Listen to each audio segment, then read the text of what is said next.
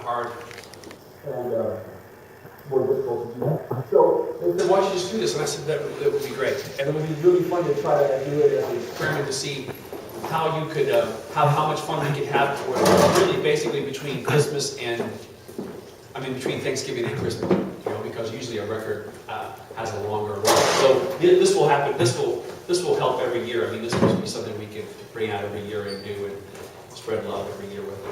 So I said, sure, I'd love to do it. So we set a date. That's one of the hardest things about recording a record a lot of times, even with 3 people and the studio, etc., is finding a date that everybody's available. And we record these records out in Pennsylvania. There's the Palmetto Records owner has a studio in an old barn from the 1800s, and it's a beautiful room. So I've done all my records there except for 2, and I don't know how many other dozens of records I've played on in that particular room, but I've played on a lot of records in that particular room. But this is my 9th release as a leader, so I've done 7 of them there in that room. So I have a real affinity for not only the room, but the way my friend Matt Ballesteros produces and engineers. He engineers a lot of the records too. So I have a really great relationship with him. So we went out there in May, and we call it a snowy May day in the record cover, just to try to give it that holiday feel. And the day we left too was great. I have a little 4-foot artificial tree. We brought it, and we got out lights and snow globe, and we wore sweaters. Even though it was really unseasonably warm that day. It was a May day that I think it was 75 or 80. Even a couple of times during the day, I have some. When you get the tracks back, a lot of times you just get all the talk in between and everything, which is really very funny a lot of times. And when we got one of the back, there's one point I say, fellas, we better hurry up because it looks like the ice is starting to stick on the windshield a little bit. Keep up that holiday feeling. So I picked out 16 tunes. We recorded 16 selections that day. 14 of them made the record. Not because of choice of if they were. It was just the record was a little long, so we decided to keep 2 of them off. One which was "O Come All Ye Faithful," not because it's not one of the greatest songs ever written, but it was just didn't fit. We might play it today. And then I do a solo version where I sing "I Heard the Bells on Christmas Day." So you can see why that was probably left off. But you can get it this week. It'll be up on Facebook, I think starting tomorrow, as an extra cut. And who knows, all this different way of promoting things now. So then I got together, but we sort of had some of this repertoire together. So I figured out how to do the tunes, which is really fun. I love singing. So I make a list of tunes that I like to do and just figure out, well, "Hark the Herald Angels Sing" would work really nicely as this shuffle, sometimes just to talk about a little. I know we talked about jazz a fair amount here, but when we play "Hark the Herald Angels Sing" here, we're still playing "Hark the Herald Angels Sing" over and over again. So the song form keeps continuing. It's kind of like I refer to it like a racetrack. When you're at Belmont Downs, the horses keep going around that same track. They don't venture out. Well, that's what we're doing when we're playing a song form like that. So when we're back at the top of the song again, we're still playing that song. So that's why when we say we're playing over a form, we're doing that. So when we play, we state the melody, we state that theme, and then in this case, Jeff improvised, the saxophone player improvised, and I took maybe one chorus in there over that song form. So that's what we're not totally misleading that song and making up something else. So sometimes we can do that too on certain tunes, which maybe I'll play another selection where we do that a little bit. But that's how we come about it. And when we barely work, I'm not a big rehearser, as you can gather.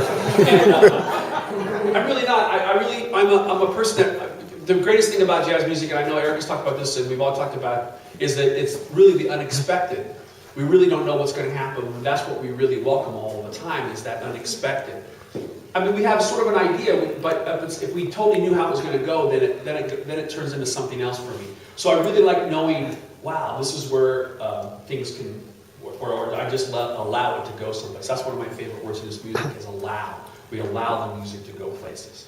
And so we get out there and we set up the drums. I actually play a timpani on this record too, so we had to get the timpani from Long Beach High School and load it in the back of the Suburban also. We drove out there and we set up and we did these 16 tunes in A little over 6.5 hours. That's getting sounds and everything.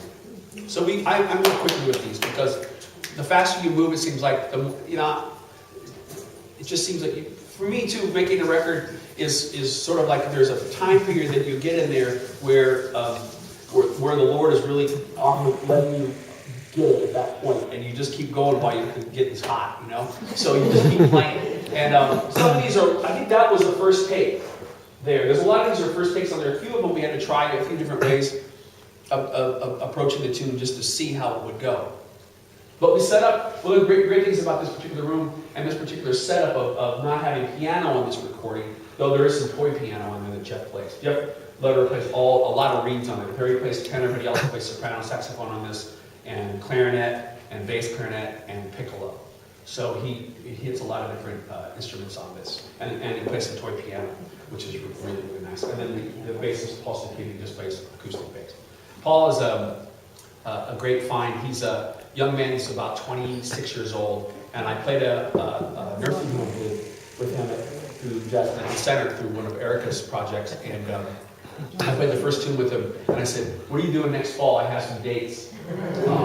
I just like the way he played. Unfortunately, he's not going to be here today, but my good friend Martin Witt, who's one of my best friends, great German bass player, he'll be here today, and he's a real treat to hear also. But it's great how that happens, you know, we just hear somebody, you know, I really like this person, and I like his enthusiasm, and I said, you know, I asked him at that point, I said, what do you do next fall? I have these tour dates that I know that a regular bass player can't make.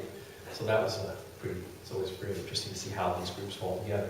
So in the studio that day, we set up in one area. It was great. We're not separated at all. And a lot of times, sometimes I am separated. I'm in another room with the drums, or we're separated. But in this particular recording, and a lot of the recordings I've been doing lately, we're not. So I was set up kind of here, and Jeff was set up right across from me this way, and Paul was kind of right where the window was. So all this music that we hear right here was going. A lot of the sound is the whole. It's like the gestalt sound. It's like all the sound going into each other's microphones. It was multi-tracked and there was some mixing, but for the most part, it's all us, you know. And we didn't wear headphones hardly at all. Maybe on a couple louder things we might have wore headphones just so we could really hear. But most of the time we were just playing in the room like we were playing a gig, which I think really lends itself to another level of connection because you're not separated by a box over your ears that goes to another electric line, and et cetera, et cetera. I mean, I'm really into hearing the music from the person.